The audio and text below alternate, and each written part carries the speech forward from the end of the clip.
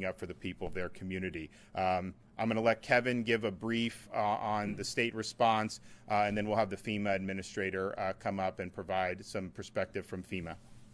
Thank you, Governor.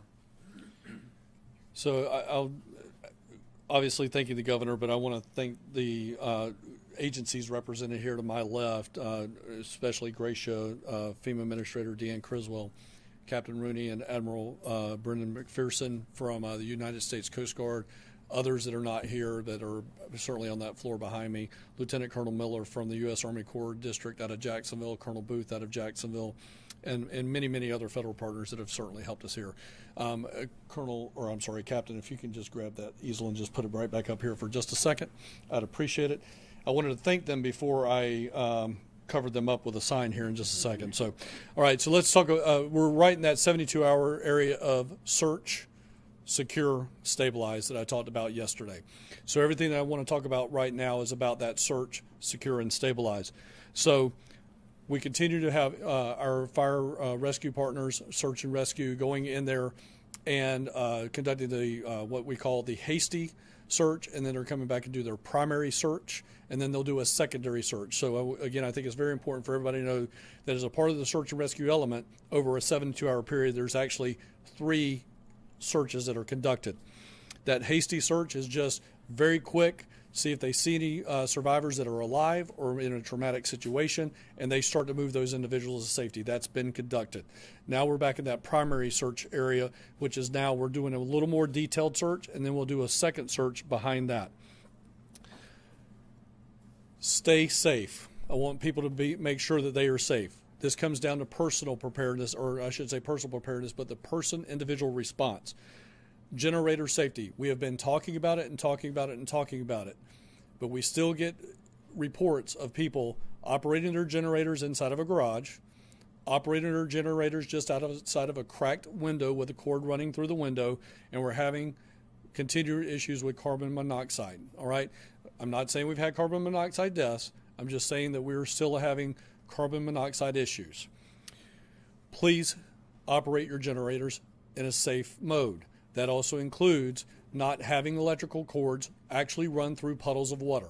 Let's make sure that we got them elevated and not running through puddles of water. Next, as I mentioned last night, chainsaw safety, ladder safety, wire safety. If you don't know what it is, don't cut it. If you don't know how to cut it, don't cut it. Let the professionals come in and do that.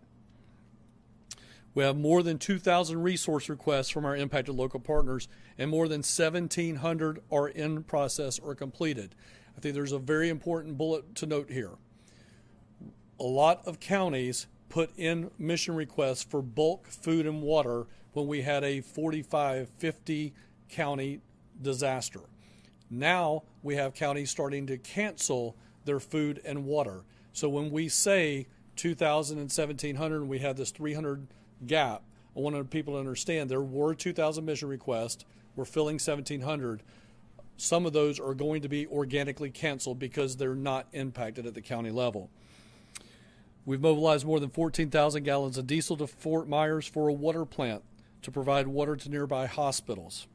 We've deployed 2 for Hernando County Fire and 2 Hernando County Sheriff staff to use drones for photography and video of flooded areas in DeSoto County.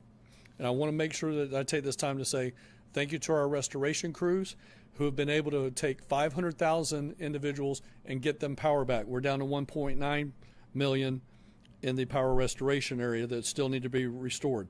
Again, thank you to our first responders. I want to bring in, we're starting to get some questions about food and distribution points. So I'm going to ask Brian to give me this graphic that we've made here. And I think this is important for a couple of reasons. We talk about a family personal preparedness plan. So what we've done here, we are in day number 2-3 of the response disaster. This is where your personal family plan is being executed. This is why we've asked, we partner with FEMA on this, have 3 to 7 days of water. We talk. You hear me talk a lot about 5 to 7 in Florida. So again, days 1 through 5, personal family plan. This is the food and water that you had. Now, we do have food and water at shelters if you go into a shelter. The next phase of this you'll see is in orange. This moves us from the family plan over into the National Guard and local community level point of distribution plan that will run for somewhere between 72 hours and about 120 hours. So 3 to 5 days. So as we exit that, again, we're way back over here. We will then come in with mass feeding kitchens. Those mass feeding kitchens will be designed to provide those hot meals 3 times a day to the most impacted communities that still don't have food and water. And we're getting some questions, the First Lady is getting some questions, and I want to make sure that we take the opportunity to educate individuals as a part of how everything ties together. So again, personal plan, National Guard food distribution plan, which is water and dry food at our points of distribution, and then we'll move into a hot feeding kitchen plan. So I thought it was important for everybody to understand how that connects, and that as we continue to get questions about that, where is your government? Today, we're in the process of moving National Guard to the bulk food has gotten to those 2 locations the governor's already mentioned. Now we're moving down to the community plan, which is that local National Guard element that's going to go up and set that up. I'm working with Lee County today, which is obviously the most impacted county. They have 8 community pods that will be opening, hopefully in some form or fashion, moving cars through them later today in 8 locations. I'm going to let Sandra take the lead on announcing those locations at the local level for her staff so that when they're ready, we're ready. But I want to make sure we tie all that together. Last thing I want to talk about now is as individuals start to move debris to their curbside, you must separate it into piles. My communications team will be giving graphics at another update today at the 5 o'clock or this evening update. We will tell people how to separate their debris into piles. But if you're doing it now, vegetation needs to be in its own pile. Structural, this is structural is furniture, building materials, plumbing issues. That needs to be in a separate pile. Then we call it household hazardous waste. These are your cleaning supplies, your batteries, your pesticides, anything that's hazardous goes into its own pile. Electronics, TVs, computers, things of that nature go into its own pile. And the last pile is what we call white goods or appliances. Need to go in a separate pile. So again, recapping, that's vegetation, structural, household hazardous waste, electronics, and appliances. As always, when moving stuff, if it is too heavy, get help. These are absolutely avoidable deaths and absolutely avoidable injuries. Get people to help you. We have many faith-based community groups. We have Team Rubicon, individuals willing to help you to get that stuff to the roadside. So please be safe. Use gloves, use goggles, make sure you're wearing boots. Make sure you look for power lines that may be mixed up in all of this debris. Thank you for allowing me to do a little extended briefing today and provide you a little more detail. We'll be back this afternoon with some more information. And as always, Governor, thank you very much for your leadership. Okay. Administrator, floor is yours. All right, thank you. Governor, thank you first for allowing me to join you here today. And I'd also like to recognize my regional administrator, Gracia Check. She has been on the ground since before this storm hit, working side by side with Director Guthrie. But it's not just that. Our regional office works with the state of Florida and all the states within Region 4 throughout the year to make sure that we are planning, we are coordinated, and that when we have an event like this, we can seamlessly move in to assist and support the state with their needs. What we have done prior to landfall is we did stage a lot of search and rescue resources to support the great efforts that have been happening here in the state of Florida. We have those resources available as the state needs it. And we've also begun to move in food and water into those points of distribution to support what you just heard from Director Guthrie and the governor. What I want to say is we are here to support. FEMA is here to support these ongoing efforts right now to continue the life-saving missions that are still ongoing, but also to begin to support the recovery mission. As you heard the governor say, the president did declare a major disaster declaration for individual assistance as well as public assistance. Public assistance is going to allow us to reimburse a lot of the costs for the first responders who have been doing an amazing job, allow us to reimburse some of their overtime costs for all of the work that they've been doing to stabilize this incident. And on the individual assistance side, right now there are 13 counties that have been designated for individual assistance, but we will add more. As we continue to do assessments and it has been safe to go into those neighborhoods, we will continue to add more counties so individuals can apply for assistance through FEMA. And I just want to reiterate how you can do that. You can go to disasterassistance.gov, you can go to you can call 1-800-621-3362, or you can go to our FEMA app. I also want to let people know that we are going to have teams of individuals that are going into the shelters to help them register for assistance. Right now, we know that many people are away from their home. They may not have access to the internet. They may not have access on their cell phone. And so we're going to send teams to go into the shelters to begin that recovery process for them. Governor, I just want to commit to you, and on behalf of the President, we are here to support this recovery. We know we're still in a very active response stage. We're going to go into the stabilization, but we've already started planning for what the recovery is going to be, because we know that this is going to be a very complicated and complex recovery. We want to make sure that we have the right resources. So I appreciate the opportunity to join you today so I can see firsthand what some of the needs are. I've brought recovery and response personnel with me to make sure that we are bringing the right resources to support the governor's needs and what his concerns are. So thank you very much. Okay, any questions? Governor, I got two quick ones. First of all, do we have an update on casualties? And second of all, obviously you're meeting with the administrator today. What are you asking for? What does the state of Florida need from FEMA? Well, I think the number one thing that we needed, that they provided, which was the Army Corps to support Lee County and their water situation. Critical to get that infrastructure back up and running. You look at this storm, obviously there was really significant damage, but you also have a lot of folks who had minimal or maybe no damage, and getting them back, make sure they're in their homes, they have the running water, the electrical, all of that is going to make all the other efforts so much better. So we appreciate that, but I think that is probably the number one priority. Kevin, would you say that that's probably the number one priority? And the Army Corps, they're the subject matter experts, and so hopefully they get a diagnosis and then they can plan and the county can go in and fix it. I'll let Kevin talk about the other. So where we stand right now on fatalities is, I'll break this down by county. We have one confirmed fatality in Polk County. We have 12 unconfirmed fatalities in Charlotte County. We have 8 unconfirmed fatalities in Collier County, and we are still processing through the situation with the hasty search that I mentioned before in Lee County. Now, let me talk about confirmation and unconfirmed.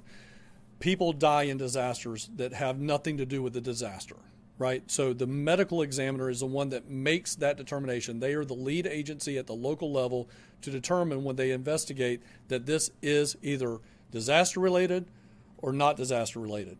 If it is determined to be disaster related, you've heard the governor and I talk about this now for about 3 or 4 days, there is a direct death, in other words, storm surge, rising water, things of that nature, or indirect, the stuff that led up to it after the fact. So with that being said, we have 12 unconfirmed fatalities. In Charlotte County, we have 8 unconfirmed fatalities. In Collier County, we have 1 confirmed fatality. In Polk County. So that brings us up to 21 total. We do have an identified situation that was done during the hasty search of some fatalities. We do not know exactly how many were in the house. And let me paint the picture for you. The water was up over the rooftop, right? But we had a Coast Guard rescue swimmer swim down into it, and he could identify that it appeared to be human remains. We do not know exactly how many. We do not know what the situation is, and before we comment on that, we want to be transparent, but we just don't know that number. And we got a couple of other situations where we had that particular type situation. So right now, the number we're going with is we have 21. We have identified a situation for sure that we know we got something in, But until the water recedes and we get the special equipment, again, we've got to have special equipment to get in there. And as the governor's already talked about, is we can't get that over there. So I'll take just a point of privilege there and talk about that.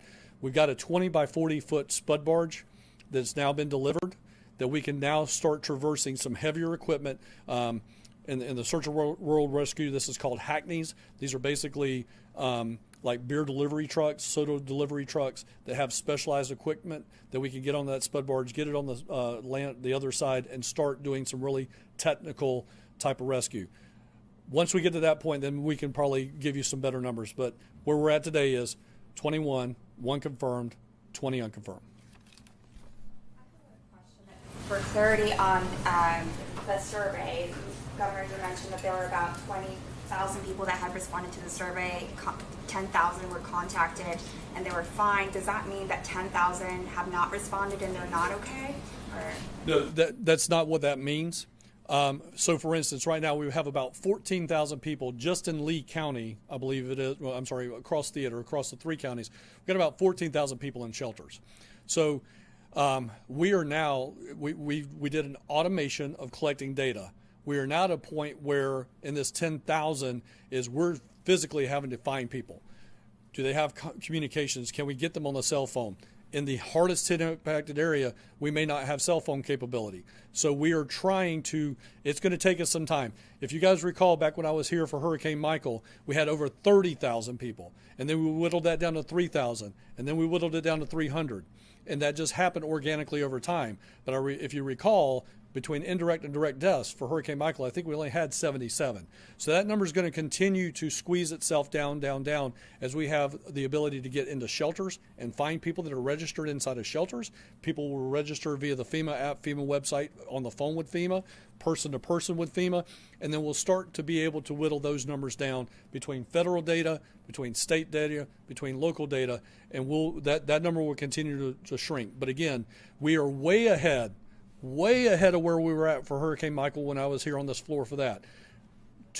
We were 30,000 weeks into that situation. We're down to less than 10,000. We're only day number 2. So that number is going to continue to come down drastically. Consider that 10,000 number just maybe a combination of whether they're missing, out of contact, out of power, not the location might have changed, or what exactly? Right. How would you consider the categories? All the aforementioned, and for those that didn't hear the question, what categories will we put this into? Those without power, those without communications, those that are just trying to still reconnect with loved ones. At the end of the day, it's all of those categories.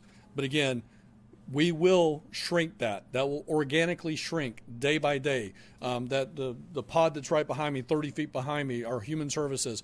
There are people that are dedicated to doing nothing but that and take the information that comes from Urban Search and Rescue and connect to that data and whittling that list down.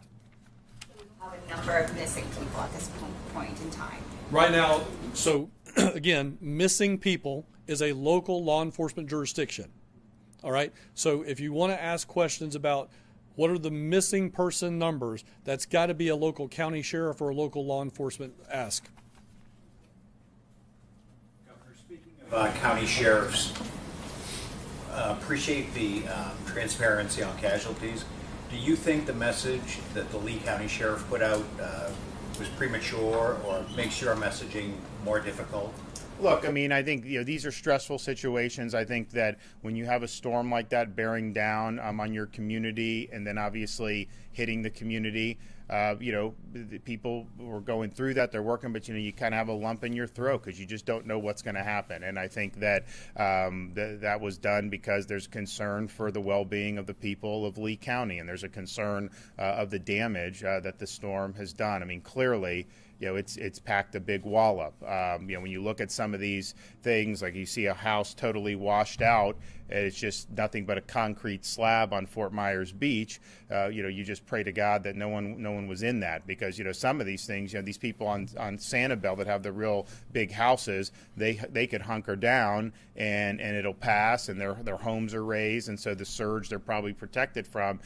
Some of these others, particularly some of the older construction, didn't stand a chance in that. And so you just hope that those were folks that that had left, or that those structures were not occupied. So I think it was just about the concern for what they were facing, and the fact that you did have people that as the storm was in process, there were people that were really concerned with what they were seeing with the water rising and whatnot. I think and I think Kevin would agree, as the search and the rescue folks have gone to a lot of these areas, fortunately, you're not finding like desperate people waving, saying that it's usually, there's some people that are brought off the island, they're thankful, but many of these people on Sanibel are saying, we're fine, thanks for coming by and doing that. So there's going to be more that happens in the next few days, but I do think the response was very, very quick. I think it absolutely has made a huge difference. And if you just look at where are we at in rescues now, I mean, we're over 700 rescues. We're over 700,000 rescues, but the CFO's office has over 3,000 touch points. So I think that's an important number. We've made contact with 3,000 people in the field, touch points in the field, and actually rescued 700, sir. Yeah. So, but this is ongoing. Those guys have worked really hard, and especially you think about who was the first one to get over there, literally driving through tropical storm across Alligator Alley, was Task Force 2 out of Miami. And who was Task Force 2? When did we see them last in a public way? We saw them at the Surfside disaster. We saw the Task Force 1 there, and many other task forces from around the state and the country that came in. So when they're doing this, it's obviously important work, but these are not easy missions to be doing on. I mean, it was not easy for them to be on that pile in Surfside and search for people, and unfortunately, find many, many people who were killed in that collapse. And so now they're in a situation, where they're looking, and hopefully they find people that are okay, or that the buildings are empty. But you don't want to have to see people that had gone that didn't make it through. And so it's a physical, it's putting yourself out there in harm's way, but it does also take a toll. And Kevin, why don't you talk about the mental health that we're doing in here? Sure. So in the mental health category, if you recall, very early on in the DeSantis administration, First Lady Casey DeSantis took on the role of providing for first responder mental health, to include of hiring the first ever in the division a state mental health coordinating officer. So Sarah Newhouse is our state mental health coordinating officer. She is housed here in the Division of Emergency Management. It has a bifurcated chain of command, me on a day-to-day basis, but in a disaster situation, she reports directly to the First Lady to help coordinate those disaster mental health services, not only for disaster mental health in general, but even more importantly focused on first responder mental health. So you're going to see already, there are already embedded what we call critical incident stress management teams, or CISM teams for short. Those are already on site, and you're going to continue to see first responder mental health resources come into the area, including FEMA's first responder mental health services, as well as individual mental health services, as well as ours. So again, we have a person, I'm titled the state coordinating officer to coordinate all of these state agencies that respond to a disaster, but we have a person that just takes a subset of mental health and is that state mental health coordinating officer that works under me and underneath the First Lady for disaster mental health. Okay, thanks guys. Location of the house where